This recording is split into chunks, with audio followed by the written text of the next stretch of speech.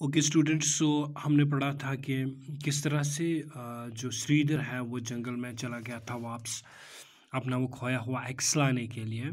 और उस तरह उसने किस तरह से रात काटी थी और किस तरह से एक ड्वार्फ, एक बावने ने, एक जो कद से छोटा आदमी था, उसने उसको एक मैजिक फ़ैन दिया। अब श्रीधर के पास ये मैजिकल फ़ैन आया हुआ था और अब इसकी मदद से श्रीधर जो भी चाहता फ़ैन से मांगता और लास्ट में इनफ इनफ इनफ बोल के उसको स्टॉप करवा देता था। उस चीज़ को वो चीज़ आनी स्टॉप हो जाती थी और जो भी चाहिए था श्रीधर को मिल जाता था। तो क्या हुआ कि अब ये अपने घर नहीं गया और इसने घर बनाया दूसरे ही एक बड़े ही खूबसूरत कस्बे में जो कि समंदर के नज़दीक था।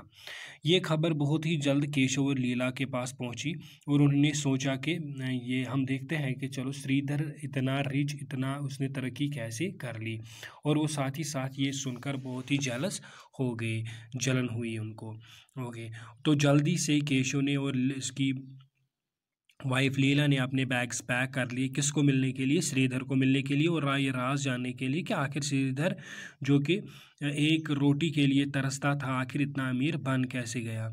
ओके, तो जब ये लोग पहुंचे श्रीधर के पास तो श्रीधर जो कि अपने भाई के साथ बहुत प्यार करता था, उसको अच्छे तरीके से वेलकम किया अपने घर में, अपने महल में, और उसे एक अच्छे मेहमान की तरह इज्जत दी एंड अपनी सिस्टर इन लॉ को भी। तो फिर इसके बाद क्या हुआ, जब केशव आया श्रीधर के पास तो शाम को उसने बोला कि श्रीधर मुझे बोलो कि तुम तो मतलब क्या, मतलब मुश्किल ही से तुम्हें कोई एक रोटी मिल जाती थी दिन में, तो तुम इतने अमीर कैसे बने? तो श्रीधर जो था दिल का बहुत अच्छा था, उसके दिल में कोई खोट नहीं था। उसने सीधे बोल दिया अपने भाई को कि भाई देखो, मैं जब गया था एक्स लाने के लिए उस टाइम ऐसा ऐसा हुआ और मुझे ये मैजिकल फ़ैन मिल गया और मैजिकल फ़ैन को मैं अब घुमा के जो भी चाहता हूँ वो ले लेता हूँ।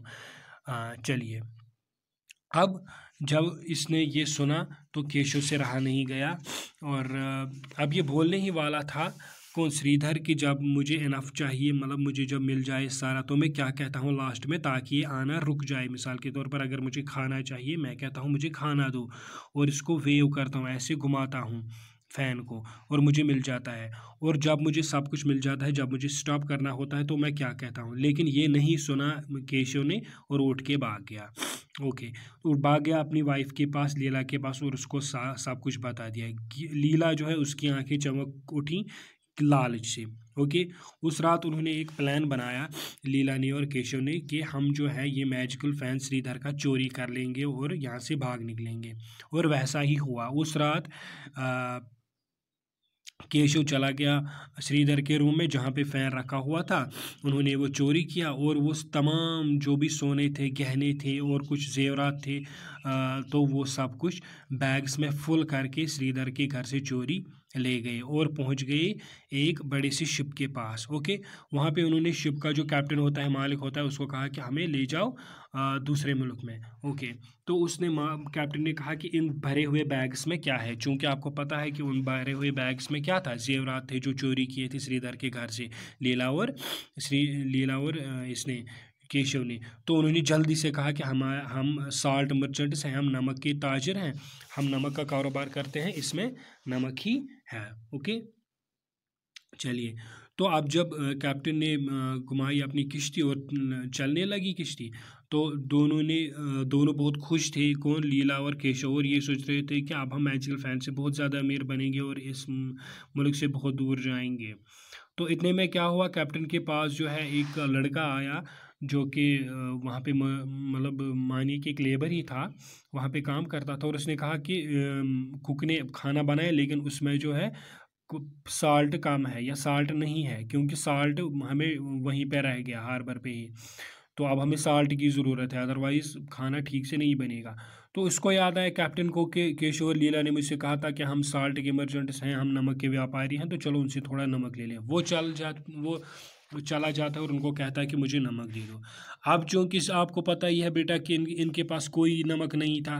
ओके, अगर बैग्स में था तो वो जेवरात थे, जवाहरात थे, ओके, दौलत से भरी हुई बैग्स थे। तो इन्होंने उसको कहा कि जाओ आप, हम खुद लाएंगे। तो इन्होंने मैजिक फ़ैन को घुमाया और इससे कहा कि, और कहने लगे कि गिव अस साल्ट। ओके, अब क्या हुआ, एक बार जब इन्होंने घुमाया और साल्ट मांग लिया तो ऊपर से साल्ट के बैग्स आने लगे, नमक के बैग्स आने लगे। अब क्या हुआ, जब इनको लगा कि बहुत ज़्यादा हुआ तो इन्होंने कहा कि स्टॉप, लेकिन ये स्टॉप नहीं हुआ क्योंकि वो 3 मैजिकल वर्ड्स जो थे that were enough enough enough, 3 बार कहना था इनफ इनफ इनफ, और वो आना बंद हो जाता, लेकिन इसको पता नहीं था। अच्छा, इन्होंने कहा सीज, बंद करो, हाल्ट, रुको, डिसकंटिन्यू, ओके, लेकिन ये नमक ऊपर से आना, आसमान से आना बंद नहीं हुआ।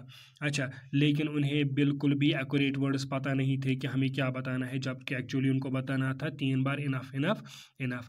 अच्छा, अब और बहुत सारे ज़्यादा थैलियाँ आने लगी नमक की, ओके, इतने में क्या हो गया, नमक से किश्ती भर गई। किश्ती जब ओवरलोड हो गई तो अब नमक होने लगा किसमें, पानी में भी, और इसी के साथ जब किश्ती वज़न न उठा पाई और पूरी की पूरी किश्ती उलट कर रह गई, और उसमें सब जो थे सभी, चाहे कैप्टन था चाहे मजदूर थे, जो भी चीज़ थी उसमें सब डूब गए, इंक्लूडिंग केशव और लीला, जो कि बहुत ही ज़्यादा सेल्फिश थे, खुदगर्ज थे और बहुत ही ज़्यादा लालची थे।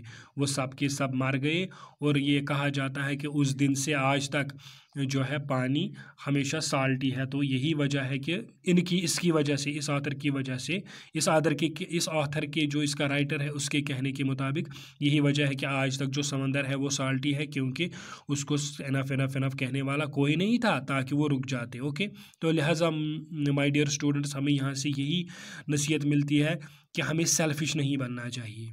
ओके, ठीक है, मतलब वी शुड अगर हमें दौलत कमानी है, अगर हमें सक्सेस पानी है, तो हमें गलत रास्ता इख्तियार कभी नहीं करना चाहिए। हमें अपने बलबूते पे सब कुछ करना चाहिए। ओके, और तो और सबसे उससे भी बड़ी जो इम्पोर्टेंट बात यह है कि हमें जेलस नहीं होना चाहिए, क्योंकि अगर आप देखेंगे तो हमने पहले ही कनेक्ट, रिफ्लेक्ट, इमेजिन सेक्शन में बताया था आपको कि have you been jealous of anyone. तो मैं कहूँ कि हमें किसी का बग़ुज़ नहीं रखना चाहिए, क्योंकि हमारे मज़हब में आया है कि हुज़ूर पाक सल्लल्लाहु अलैहि वसल्लम ने फरमाया है कि एक बहुत ही प्यारी सी बात, कि जो इंसान हसद रखे अपने दिल में किसी का भी, ओके, किसी का भी हसद रखे, तो उस इंसान की जो नेकियां हैं वो इस तरह से ख़त्म हो जाती हैं जैसे कि सूखी लकड़ी को आग लग जाती है। यानी कि जब सूखी लकड़ी को आग लग जाती है वहाँ पे पूरा ऐशेस निकलते हैं, तच नेरा सूर बेच नेरन तक बचन तक कहीं।